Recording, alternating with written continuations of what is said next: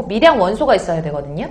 대표적으로 칼륨이라든지 칼슘이라든지 마그네슘 같은 것들이 필요하잖아요. 근데 그런 것들이 많이 포함되어 있고, 그리고 식물이 잘 자라는 흙 같은 경우에는, 식물이 잘 자랄 수 있는 토양 같은 경우에는 함수율이, 그러니까 통기성이 너무 좋으면 안 돼요. 즉 모래나 자갈 같은 거 보세요. 모래나 자갈에다 식물 심어놓으면 잘 자라요? 못 자라잖아. 왜냐하면 물이나 아니면은 식물이 자라려면 어느 정도 토양이 갖고 있는 함수율이 있어야 되거든요. 얘가 수분을 보유할 수 있는 능력이 어느 정도 있어야 식물들이 필요할 때 이 수분들을 끌어다 쓸 수 있는 거예요. 무기물질도 마찬가지고. 근데 통기성이 너무 큰 자갈이라든지 모래라든지 이런 것들은 수분 보유 능력이 작기 때문에 그런 것들은 식물이 잘 자랄 수가 없어요. 그러니까 퇴비화는 뭐냐 하면 폐기물, 즉 폐기물 중에서도 분해가 가능한 유기물로 구성되어 있는 그런 폐기물들을 누구를 이용해서 산소를 공급하고 누구를 이용해서 호기성 미생물을 이용을 해서 이 산소를 공급할 때 인위적으로 공급할 수도 있고, 아니면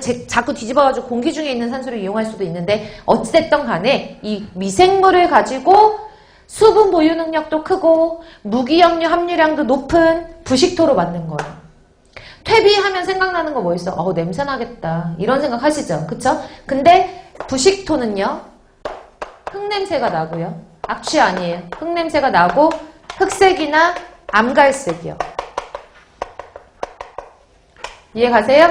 그래서 흙냄새가 나고 암갈색, 짙은 갈색이나 좀 흑색, 그러니까 약간 거무튀튀한 그런 색깔이 부식토가 된다. 이런 식으로 되는 거죠.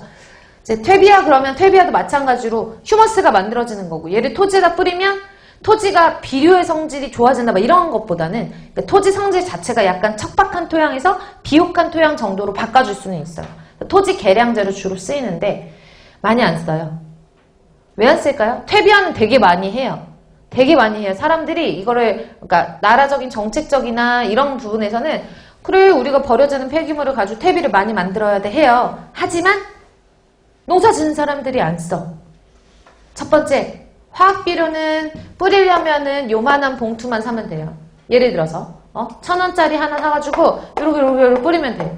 근데 이 1,000원짜리 화학적인 비료를 농사지을 때 이렇게 뿌리잖아요. 그럼 뿌리기도 간편하겠지. 노동력이 그렇게 많이 들지 않잖아. 근데 이만큼의 효과를 얻으려고 진짜 퇴비를 만든 거를 갖고 뿌리려면 몇 포대를 뿌려야 돼요. 지고 다니면서 다 뿌려줘야 돼. 그러니까 힘들잖아요. 그러니까 농사 짓는 사람들이 굳이 유기농 같은 것들을 고집하지 않는 이상은 화학비료를 더 편하게 쓰겠죠. 그쵸?